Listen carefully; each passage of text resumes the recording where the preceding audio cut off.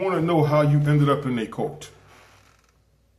How you were a victim for brainwashing, indoctrination, and mind control. All you have to do is look at your childhood. Look at the people that raised you.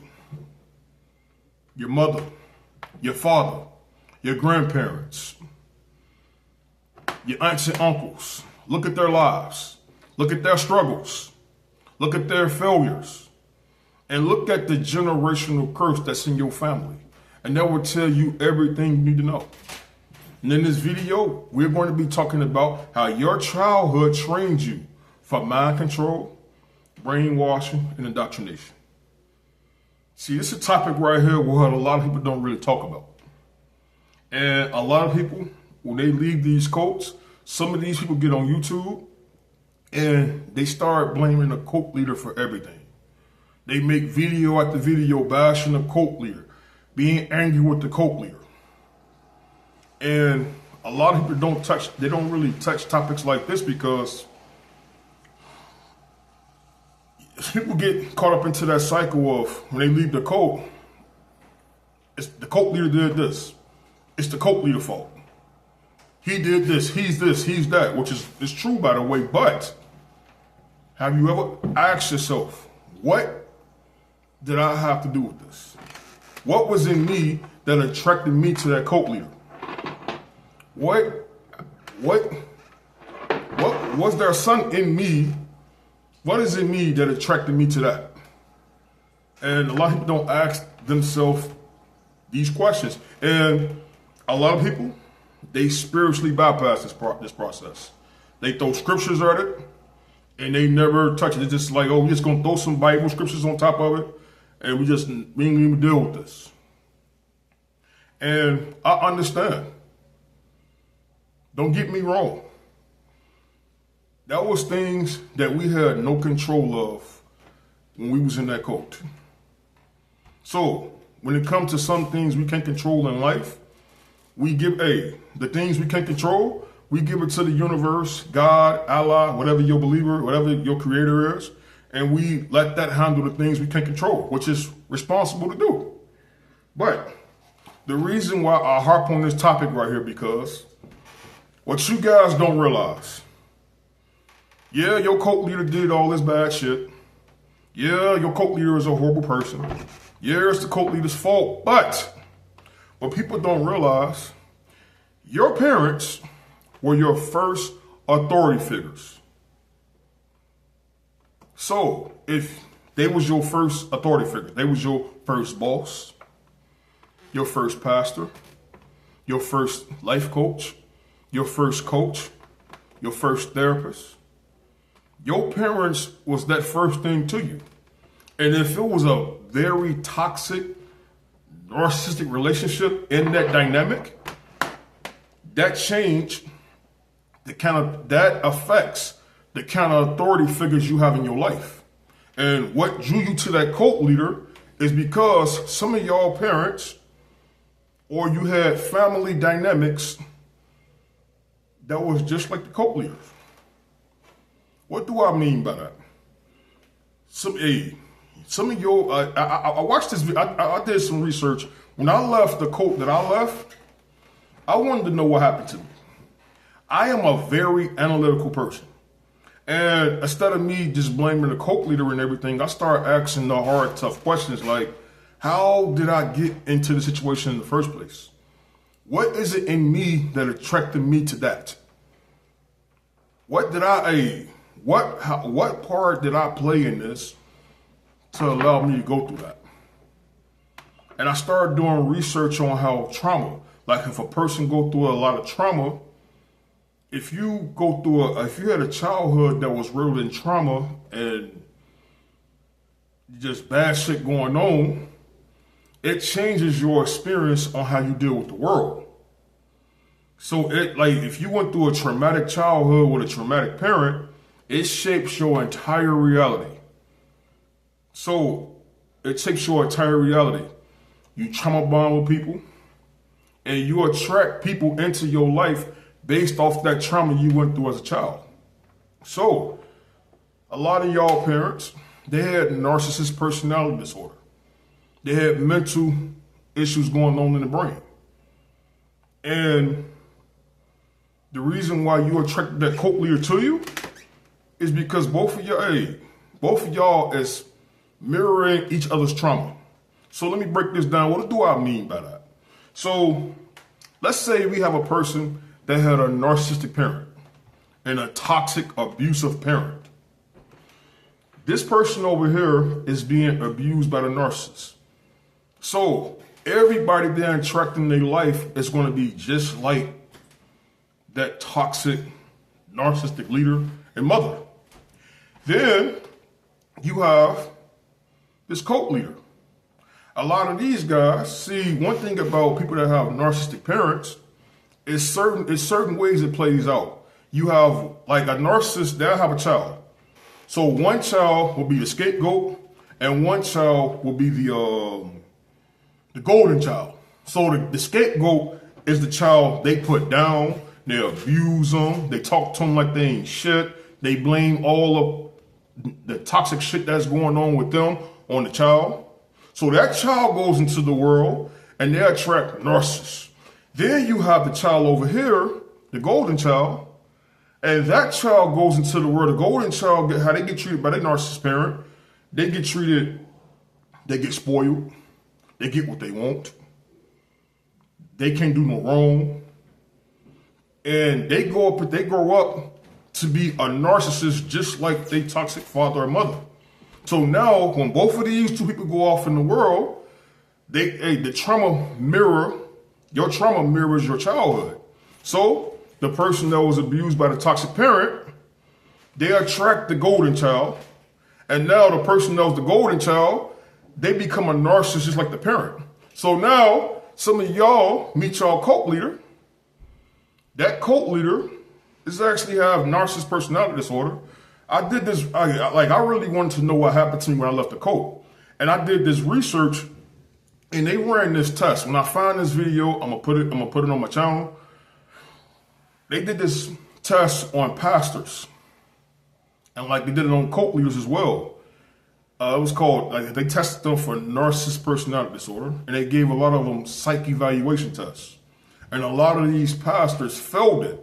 A lot of them tested positive for narcissist personality disorder. So, your cult leader / pastor had narcissist personality disorder. So now, both of y'all, the reason why you attracted that narcissist into your life was based off childhood trauma. And the pattern that it took shape in childhood is playing out in adult life. The dynamic is replaying itself out in real time. And the reason why I'm harping on this issue, because if you don't, whatever that narcissistic parent did to you as a child, if you don't heal that part of you, you're going to attract that dynamic over and over again. It shows up in your boss, your job relations, your dating cycle. It shows up in everything that you do. And people that have bad childhood trauma, it shapes their whole entire reality of life. It changed the way you experience life. And I've seen this in my own life. Let me give you an example of how this played out. My father wasn't a direct narcissist. He had narcissistic traits. But my grandfather, that was a narcissist. Now, how my grandfather was cuckoo. Like he was one of them dudes growing up in the South. Him and his brother, they used to fight the Ku Klux Klan for fun. They'll go get in their pickup trucks and they'll fight the Ku Klux Klan for fun. This is just what they did growing up. That right there, I don't really know if that makes him a narcissist, but my grandfather he had a very short temper. And he was unpredictable how he got down. And he was the kind of parent, you never know what to suspect. Like me dealing with my grandfather, you never know what to suspect. It was kind of funny. Let me give you, like, some of my experience of dealing with him was very unpredictable. Because my grandfather, later on in his life, he had a stroke. So one, you couldn't really hear you couldn't really understand what he was saying. And two, he had one of them tempers that if you took him there, he went there. Like, he didn't care about dying. He didn't care. He didn't give a shit if you had a gun. If you took my grandfather there, he was about that life. So, I had times with my grandfather, it was very unpredictable. One time, he took me out to eat one day. We had the best time ever. Then one day, he came and got me. This dude took his car. It was driving down the highway. He got on the highway on the wrong side of the road and was flipping out. I'm like, Granddad, we driving down the wrong side of the street. And he will flip out on me and everybody else in the street that's telling him he going the wrong way. So the police pulled us over. He's snapping on them. And I'm like, everybody else is driving on the wrong side of the street. They blaming me. I'm like, Granddad, you kind of cuckoo. Granddad, you going down the wrong side of the road. Then, I'll never forget, one time I told my grandfather that some guys was messing with me at school. Because back in childhood, I was dealing with issues with getting bullied. I was a new kid out of school, so I was dealing with it. So I told my grandfather, we having a good time, talking, watching sports and things like that. He said, when you get out of school tomorrow, I want you to come over to the house and make sure your daddy bring you. Now, a couple of days before that was my birthday. So I didn't go the next day. My daddy said, we're going on your birthday. We goes on my birthday. And my daddy was talking to my grandfather about how things was and how, people picking on me. I would never forget this. My grandfather, I'm 11, I want to say 10 years old. My grandfather bought me a fucking revolver. Pistol. And said, if anybody fuck with you, use this to handle that. Now, my father went the fuck off. I didn't touch the gun, and my father was like, what the fuck? Like, this how my grandfather's mind was. And on top of that, he was one of those old school masculine dudes. Like, his family didn't believe in crying. My great-grandmother, they didn't believe in crying. So, all of that trickled down to my father. And in our household, we had a motto, man, don't cry. I shared my first tear at 19 years old without guilt. Somebody would die in the family, I wouldn't cry. Work with me. It's a reason why I'm telling you the story. If somebody would die in my family, I wouldn't cry. We get our ass whooped. Now the ass whooping go longer because you cry. So we wasn't allowed to cry. And my father was emotionally unavailable. So my father, I can't even tell you, to be honest, I can't even tell you how many times my father told me he loved me. But that wasn't his love language. His love language was, here go $100, here go a fistful of 20s, here go a brand new Xbox, here go a pair of $200 Jordans. That was his way of showing love to us. But it came into a point in my life where I started needing to, going into my young male phase, I started to want to have conversations. And my father was emotionally blocked. We had talk, but it was kind of like emotionally unavailable distance kind of shit. Mind you, in the same household, my father's active in my life, but he was emotionally unavailable. Why am I bringing this up? Because when I start healing my trauma, and I started tracing a pattern of where this shit was coming from, I attracted people into my life that act just like my grandfather and my father. I attracted people into my life that acted just like that. Teachers, coaches, you name it. My grandfather's personality has the same personality as my cult leader had. Both of them. The only difference that was different about him versus them, he was really about that. He wasn't all talk. He was really the real deal. Like, dealing with my grandfather, you had to be careful. Like, he'll take it there and won't give two fucks about it. And handle his business and go home and eat a steak sandwich and pretend it didn't happen. Like, my grandfather was like that. He grew up in a different time with racism. I understand how his mindset was like that. And I attracted people into my life that reflected that energy back to me. And when I started to heal my trauma, me attracting people like that, it went away. So you're talking to a person who had to do the work as well. So when you are in an environment with a toxic parent and you have a toxic childhood, you operate in survival mode. And when you get grown, due to that, going through that childhood trauma and being in a cult, you act in survival mode and you think these are your personality traits. You think that this is how you actually act. And this is really not your personality. You're acting out in survival mode. And I'm finna break each one of them down. Let me get my notes together. I'm finna break each one of these patterns down. So, before I go any further, just because you guys left the cult, you guys left that cult, does not mean the cult left you. So it's very important, instead of blaming your cult leader, making video after video about blaming your cult leader this and this and that, understand, just because you left the cult, that don't mean the cult left you. Think about it. Look at people who leave prison. People that leave prison, what happened? Hey, when they leave prison, they still act like they institutionalized. People that be in the military, they act like they could be out of the military for years and still operate like they in it. That's the same thing. It works. That's how that works when you were in a high controlling group, a cult, or you come from a toxic parent in a toxic parent childhood.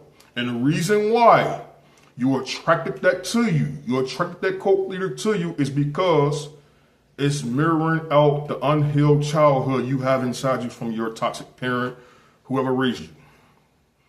And you operate in survival mode and you think this is your personality when it's not.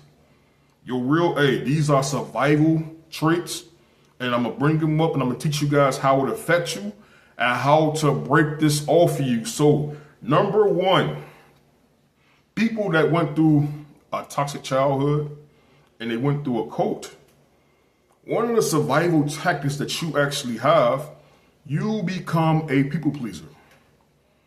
See, the reason why this trains you, this makes you a target for mind control, indoctrination, and mind control, indoctrination, and brainwashing, because when that shit comes up on you as a people pleaser, you don't know how to say no to that kind of shit. So when you get to the goddamn real world, you learn as a child, in order to make your narcissistic parent or your cult leader happy, you had to become everything they want you to become to avoid conflict. And you had to basically take on a narcissist person. You had to basically become a people pleaser to deal with your narcissist parent and your cult leader. So people who went through that, they have this nice girl and nice guy syndrome. So how it shows up in your life is you have a hard time saying no. You become what everybody else wants you to be. You have no backbone. When you meet friends, you lose yourself in friends. You lose yourself in friendhood, like in friendships, dating relationships. You get a job. You're the person that stay late. You take on more responsibility. You take on more responsibility than you have to. You know? Next, you give more than you receive. You feel like it's wrong to ask for help. So you attract takers, one-sided relationships.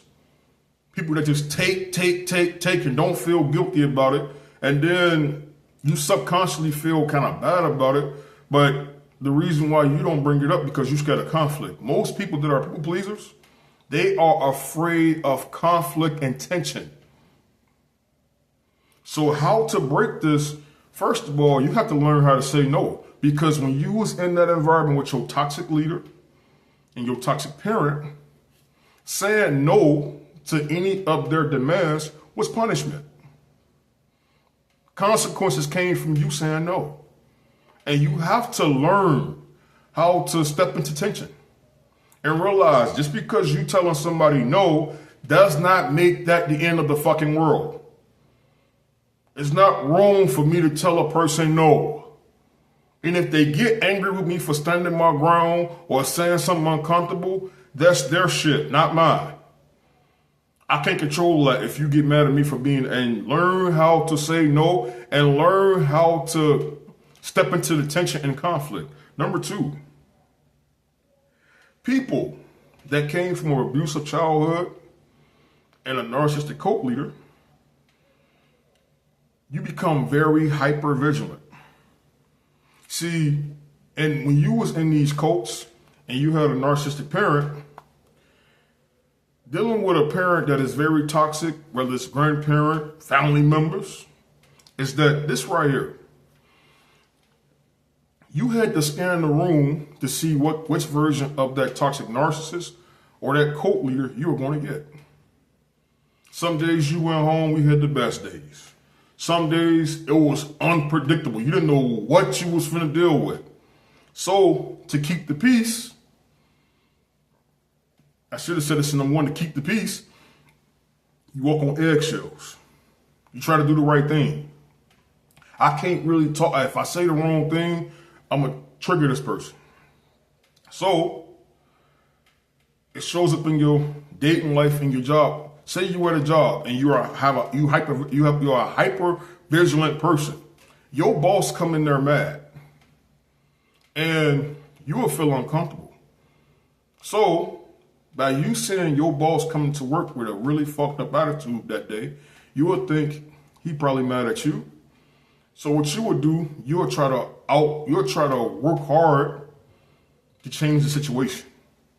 Well, the boss came to work with an attitude today, and he in a really bad mood. I really don't feel like doing doubles today. I really don't feel like taking on that much. I'm just gonna do my job. So you know what? I'm gonna stay extra late. I'm gonna be on my best behavior.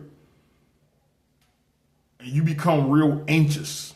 And you try to perform, well, maybe I'm gonna work hard, maybe they'll put a smile on his face, and then I won't have to worry about him lashing out or firing me.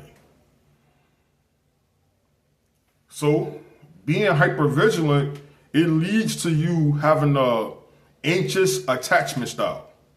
So you will text somebody, say you got friends or your spouse, you and your friend talk every single day or sometime around the same time. And you called this morning and they didn't pick up the phone. Now, human reactions, when you used to doing something with somebody, you have a little bit of worry. But a person that's hypervigilant is not worrying, concerned, like, yo, I ain't hear from John today. Everything okay? The hypervigilant person think, uh-oh, I think I said something to John that pissed John off. So the concerned person, hey, he probably busy. Maybe he'll call, he or she'll call me back. Something probably happened. I hope all is well. If I don't hear nothing by today, tomorrow, then I'll do a welfare check, shit like that. A hypervigilant person, what they will do, they get anxious. They start blowing up John's phone. They start over texting. They keep calling and calling and calling. They start apologizing. They start checking the conversation. They go through all the text messages. They start analyzing. Oh, he probably got mad because I said I didn't like that tomato soup. That's probably why he or she ain't answering my call. Or you sit there with your spouse and y'all driving in the car. The spouse is quiet as hell, ain't said a word, and it's just neutral.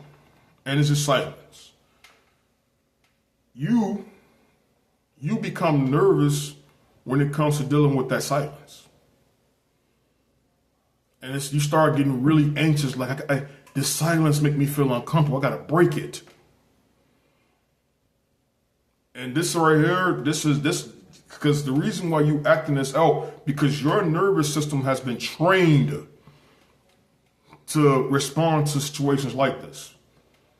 Everything on this list, your nervous system has been trained to react to the world like this based off you having a narcissistic mother and a narcissistic cult leader. And how you attracted that narcissist to you is because y'all are mirroring each other.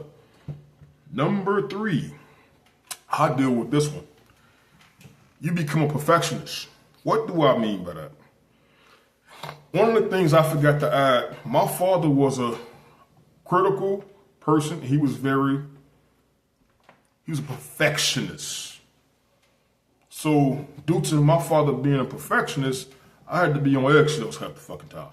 Shit had to be perfect. And I attracted people into my life that had them same traits. My cult leaders had that. Kabir at Straightway Praise Line. Oh my God. Being a part of there, you get fined for crumbs. If you come to dinner late, there's a fine. If you say you're taking a shit, and you know how you take a shit, you eat something and your ass explode, and you know how like that little shit that be at the bottom of the toilet, some of it will like brush up against the side of the bowl and it be like a little shit thing. Well, when you go there, he make you clean that shit up. If you make a mistake and pee without flushing the toilet, that's your ass. And I dealt with this in my childhood, and I dealt with this with my cult leaders. You have to be extremely fucking perfect. And when you start to, a lot of these narcissistic parents and these cult leaders, they are very critical. So when you start to grow up, guess what? It feels like nothing you do is good enough. And you are extremely hard on yourself. Let me show y'all something. So I did the reason why I left Strictly video. That video that's the video that basically got me discovered. I didn't want to make a video about the topic, but if you know how YouTube work, you just can't post random shit and hope people will discover you. Sometimes you have to post a hot topic, and that was the hot topic in the niche. And I made over like 80 videos without ever touching that. And I was talking to this mentor. He was like, yo, in order for people to discover you, you're going to have to tell your story about that. So I made the video. I get comments on that video. Hey, this is a very good video. You did a good job. And in my mind, to me, that's the worstest fucking video I ever shot in my life. That video, it took me fucking 3 weeks to make. And I shot that video. It took me 80 goddamn takes to make that video. And it's a little part of me that don't like that video. But guess what? Some of you guys, y'all discovered me through that video. Majority of all of the YouTube videos, before I can actually talk on camera, I take 40 to 80 takes before I can actually feel comfortable delivering my message. So meaning all of my videos, they take a lot. So as a person who went through this, it is very hard. It feels like when you got perfectionism, it feels like nothing you do is good enough. And you are extremely harsh critic. And how this shows up in bosses, when you come to a boss, you actually do very good work. Your boss will say, oh, go take care of this project over here. And you take care of the project, and the project is impeccable. But before you actually deliver that project to the world, to the boss, you started over about 10 times. And then your boss will compliment you and say, hey, this is a really nice product. And you don't even know how to receive compliments. Like to me, to this day, I struggle with receiving compliments. And it's like your mind take you down this rabbit hole. Does this person really mean my shit is nice? Or are they just trying to be nice to appease me? This is the kind of shit you deal with. How it deals within your relationship. How you deal with, is this in your relationship?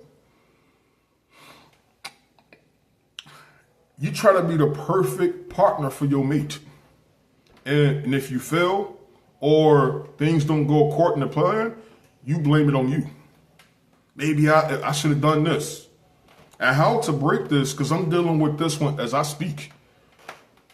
Instead of me a stressing adult trying to afford the fancy equipment, you know what? I start being comfortable with making mistakes. I be comfortable with making average videos. I got some videos on this channel that is fucked up, and the reason why some of them videos was fucked up because I had to break myself out of that perfectionist phase.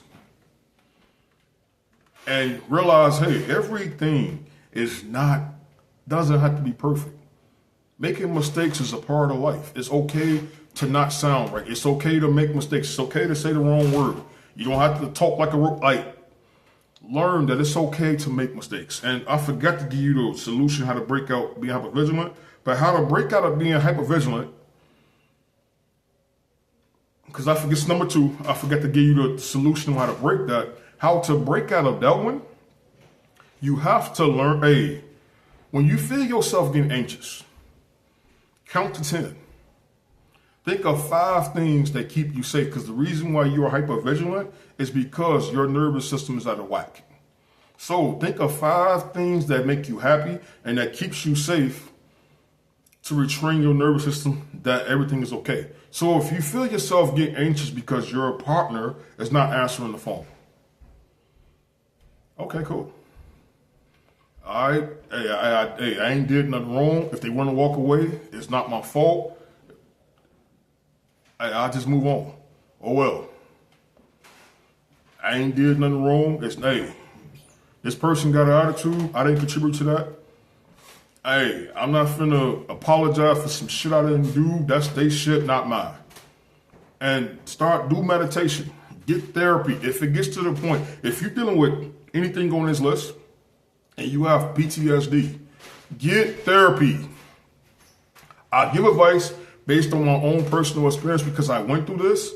I am not a licensed therapist, a psychiatrist. We don't do this is not Cheyenne Bryan over here. I'll let you niggas know at the gate. I am not that. My credentials is I'm a person who went through this shit and I give advice on how to deal with it. So let's get that out the way. Take your ass therapy. Number 4, you have a hard time relaxing. When you are in these, mainly this goes for people that are in cults. So a person that's been in a cult, one of the ways that how cults really get you, they use busyness as a way of controlling you. So a lot of these cults, they say shit like, idleness is the devil's playground. Idleness, if you sitting around all day, Satan can get inside your mind.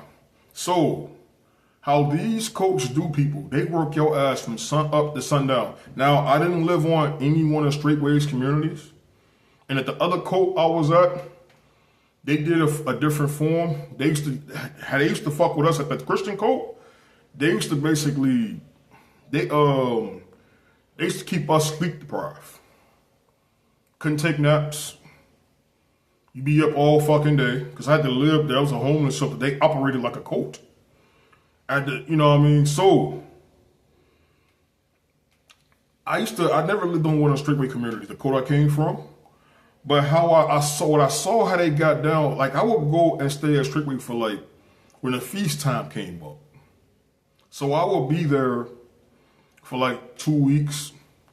And how they did them guys, what they would do, they worked them from sun up to sundown. So they'd get up at 6 o'clock in the morning, whether they had a cold, whether something was wrong. Only time they didn't work unless you had a toothache, teeth surgery. If you had a doctor's appointment, they'd take you to the appointment, get you well, get back to work. So how they had worked them guys from 6 in the morning to 7 o'clock at night. 6 in the morning to 11 o'clock at night. So those guys will work 12 hours on their daily jobs, some of their own businesses, and then they will come home and have to do work on the land. And as a person that was seeing that, it was preached to me of being part of a cult that you have to work 80 hours as a man in Israel, as a man believing in God, you have to work 80 hours a week. So if you complain, if you are lazy, it's basically like God got no use for you. You should work 6 days a week. So those guys only 1 day to rest was on Sabbath day. Rest of that, you're supposed to work 6 days a week, 80 hours. That's how they trained you. So when I left that, I had a hard time with relaxing. And if any one of you guys been through that as well, you guys know it's like you feel guilty for taking a rest.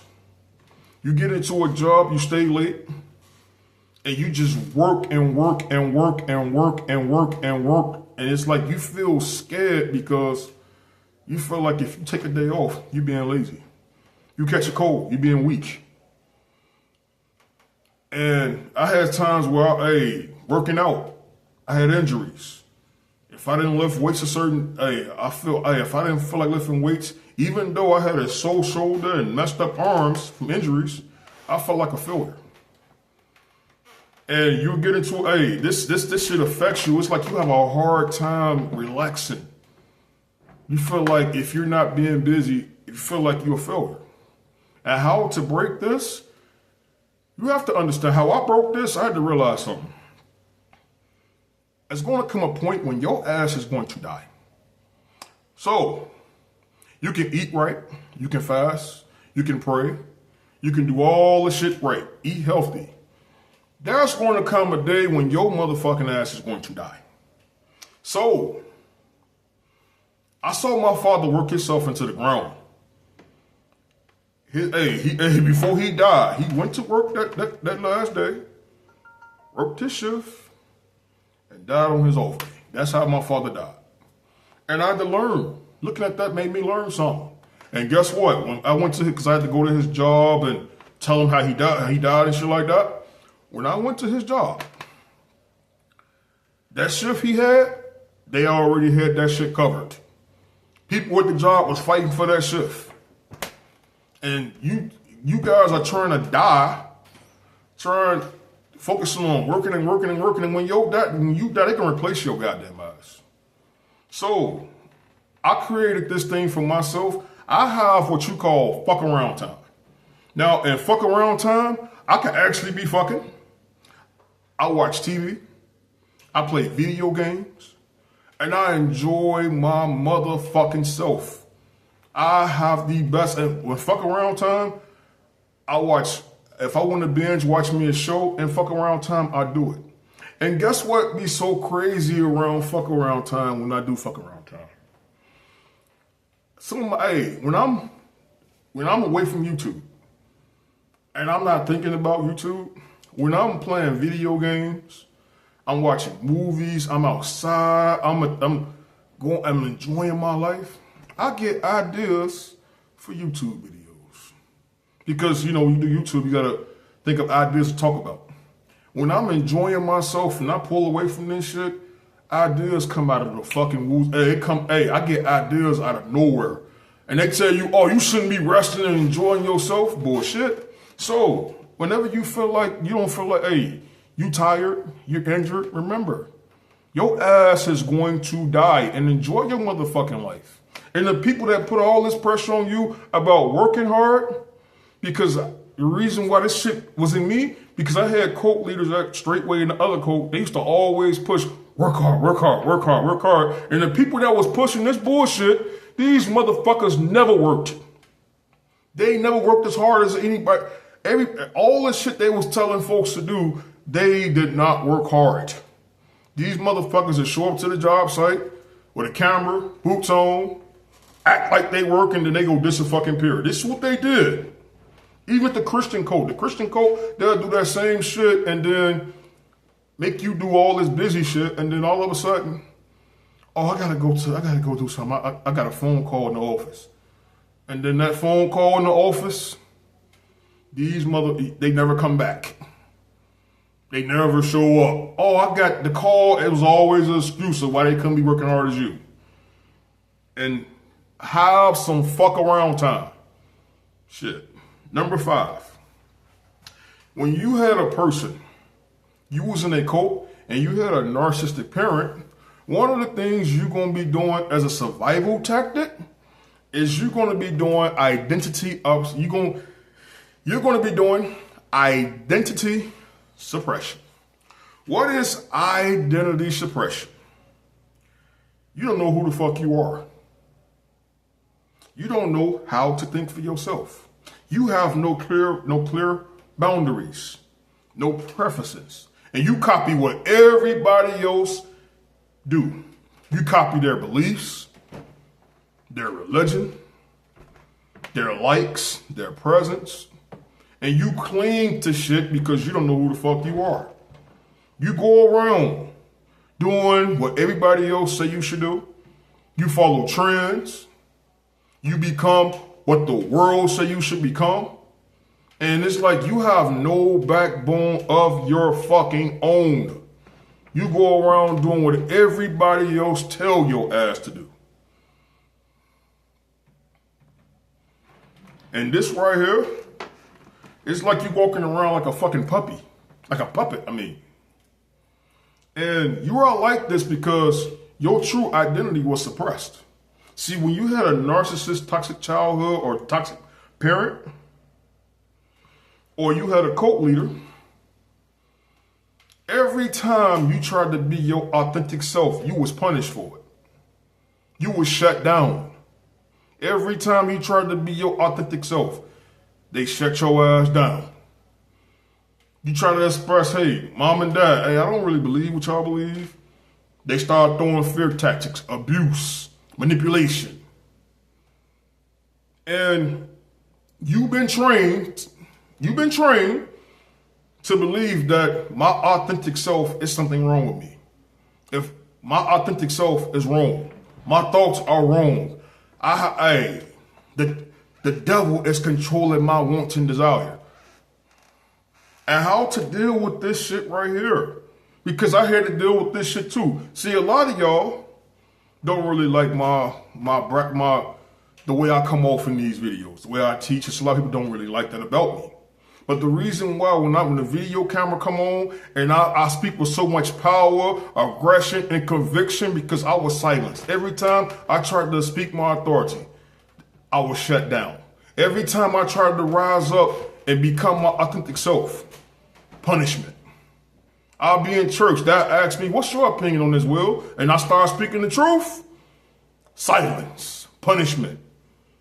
One time they asked me at church, what you think? I gave an honest opinion that went against the grain. They cut my fucking mic off. And I started going around the world hiding my real personality. And now I'm at a point in my life right now, if you don't like it, fuck you. And that's how you gotta be. In order to be your real self, you have to have the courage to be disliked. You have to have the courage to have motherfuckers hate you, and you gotta be okay with that. So, how to get your real identity back, how you fucking do this is right here. Do a self-audit of everything you've been fucking taught. Your fears, write all that shit down. Fear of going to hell, fear of all the fears. Write your beliefs down. And I want you to ask yourself, is this my fear? Is this my belief? Did I come to the earth with this belief, or this is somebody put on me? Are these beliefs mine, or somebody gave me this shit?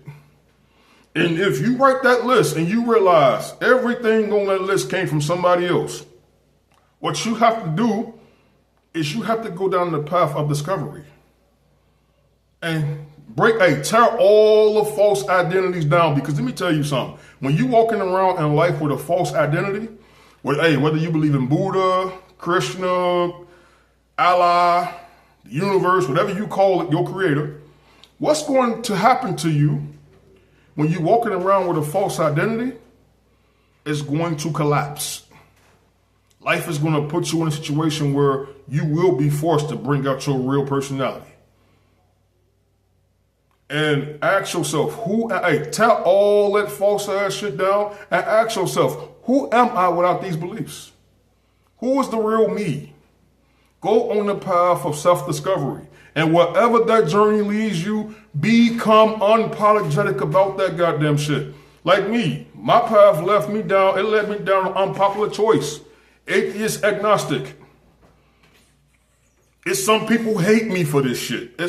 I became an enemy to some folks, but guess what? I have to realize I have the courage to be disliked. Sometimes I be speaking good shit on my videos, and we get to that point, I realize by me saying this part, I'm down to atheist agnostic. I realize I might lose subscribers. I might get dislikes on my videos. And I have the courage to say, hey, I'm being true to myself no matter what. And that's how you gotta be. Wherever your journey leads you to become, be unapologetic about that shit. That's how you fucking break your identity suppression. And last but not least, you have weak self-trust. You second guess yourself. Because a lot of people that have narcissistic parents and cult leaders, how they get down, how they really start fucking with you, they make you think you have to be dependent on them. You need us to be successful. You got to talk like me, think like me, act like me. If you want to get a certain job, ask my permission. I have to approve you getting married. I have to approve you living the life of your terms. And when you come up out of this shit, you look for permission to be your real self. You look for permission to do that goddamn job and that goal you want to do. You look for permission to be the person you came to this earth to be. And how to break this, start trusting yourself. Your intuition speaks to you. You know exactly who you are. You know exactly how to get it. And start with making small decisions. Because when you in these coats, I had to go through this too. When you in these coats, every important decision in your life, you got to go ask a fucking leader. Should I take this job? Should I do this? Should I marry this person? Can I get married? And then you get in the world and you feel like you can't trust yourself. And then a lot of y'all been religiously indoctrinated. They told you, they use that bullshit in Proverbs, trust not, lean not to your own thoughts and your understandings, which is a crock of bullshit, because a lot of people, they repeat that verse, but their intuition was trying to tell them, hey, that's a cult. You are in a cult. That leader is danger. Your intuition was telling you the whole motherfucking time that what you was experiencing, you was right. So, start making small decisions about your life and don't ask, now if you're making big purchases and things like that, get counsel, do that. But don't look for permission to live your life out loud. Trust your fucking self and be unapologetic. That's all I got for y'all. Like, comment, subscribe. This was a very long video. I couldn't chop this shit up into shorts. So watch some of this shit in the morning. Watch some of this shit at night. I'm sorry, but I can't teach in fucking 3 fucking minutes. I'm sorry. I don't work like that. All right, like, comment, subscribe. I'm done.